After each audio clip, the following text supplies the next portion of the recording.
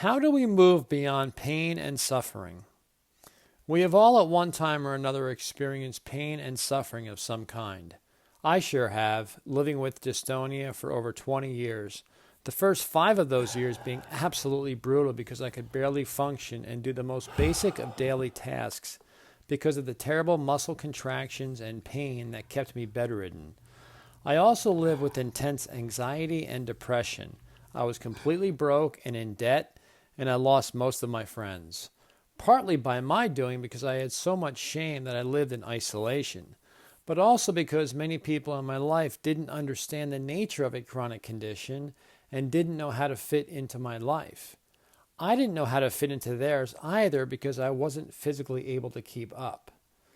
In this article, I want to share how I think we can move beyond both the physical and emotional pain that is part and parcel of life, but especially if you are living with a chronic health condition or other form of adversity or trauma. Last year, I wrote a book dedicated to the topics in this article, as well as many more topics. It is called Beyond Pain and Suffering, Adapting to Adversity and Life Challenges. It provides tools and concepts that I suggest in this article. Before I get into the nitty-gritty of this article, I want to open up by saying that moving beyond pain and suffering does not necessarily mean to be without pain and suffering. It means learning how to adapt to adversity so we can keep our physical and or emotional pain from being the most significant thing in our lives. The first step in getting beyond pain and suffering is to acknowledge that we are in pain and that we are suffering. Not with denial, avoidance, or white-knuckling life trying to control everything. Acknowledging our pain and suffering is a very difficult step, but necessary to come to terms with these major stressors in our life. We then need to explore the reasons why we are suffering and then put strategies in place to minimize despair. Life is filled with unpredictable things such as pain, trauma, diseases, and other illnesses, financial trouble, relationship issues, and loss, to name just a few. Why are so many of us often surprised or allow ourselves to be dramatically dismantled when bad things happen? We have all been blindsided, and probably will be again. Life just happens to work this way. The problem is that we resist what we don't like, and this worsens and prolongs the process of acceptance. Instead of fighting and resisting bad things that inevitably happen, the approach I suggest we take is to do what I call embrace the suck of life. This means acknowledging that life is hard and filled with pitfalls, and not resisting the bad things that happen to us. To not fight the things that will only fight back and increase our suffering. It means that tough times are not to be ignored, denied, covered up, or masked with drugs, alcohol, food, poor relationships, and behavior where we deal with the difficult life issues in an emotionally reactive fashion. I never expected at the age of 30 that my life would take a complete 180 turn when I developed dystonia and went from a very functional person in many areas of my life to someone completely disabled and then morbidly obese from being sedentary from the physical and emotional misery, along with losing most of my friends, all of my money, and any kind of independence. I had no life, but I also had no idea how to deal with this huge, life-changing health surprise.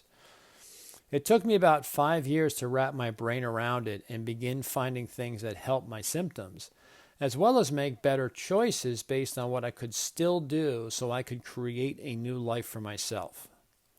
The first step I had to take was acknowledge where I was in my life and take stock of who I was and what I could do to find ways to improve myself.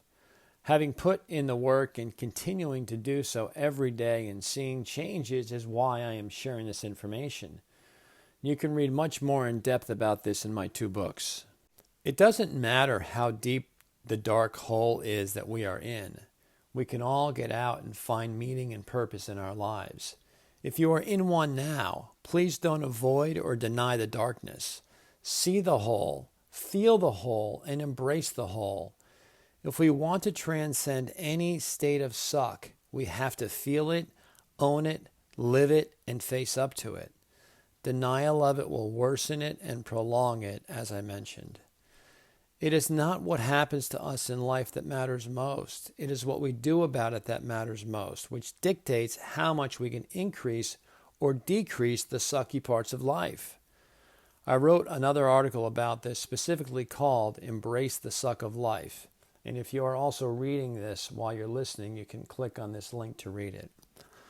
A lot of how we handle the hard parts of life comes down to personal responsibility and accountability, as well as being honest with ourselves. How well do you take care of yourself? How well do you take responsibility for not so much how you feel, but how you respond to how you feel? Are you allowing things to take you down, or are you using hard times and good times for personal growth? If we choose the latter, I believe we have a better fighting chance at feeling better. Now, I totally understand that this is a process for all of us and happens in our own time, so let it happen when you are ready. Regarding happiness, as it states in an article on pain in Psychology Today, which is called 5 Reasons You Have to Accept Pain If You Want to Be Happy, happiness isn't the absence of pain. Instead, the secret to living a happier life involves believing you have enough mental strength to embrace your pain and learn from it. If you don't know me already, you might be wondering, who is this person saying all of this, and why should you maybe consider my advice? I am someone who has been through some serious struggles in my life and learned a lot of things as a result. And I continue to learn every single day as new challenges hit me, as they do all of us. I have consciously chosen to become a student of my circumstances and use them to better myself, my relationships, and my work. I look for opportunities in all things, not obstacles. I am always learning to embrace the suck of life, as hard as it is to do at times, because I know it is the only way for me to live a genuine, honest life. Perhaps you have another approach that works for you, and I would love it if you could share your experiences in the comments. There is so much wisdom out there beyond my own, and I wish to learn from you. Thank you. Thank you also for reading and listening to this. I hope it was helpful. If you'd like to read and hear more of my blogs, you can go to my website, which is tomseamancoaching.com. Along with my blogs, I have videos, articles, podcasts, and links to a lot of resources for both physical and emotional health issues. You can also get a copy of my 2 books, Diagnosis Dystonia, Navigating the Journey, and Beyond Pain and Suffering, Adapting to Adversity and Life Challenges. Both of these are also available on Amazon. You can also sign up for my free newsletter at tomseamancoaching.com, and this way all of the new blogs and various updates will be delivered to your email. You can also sign up for a free life coaching consult, and I promise my voice will be better if we ever have a phone conversation. Thank you again, and please be well.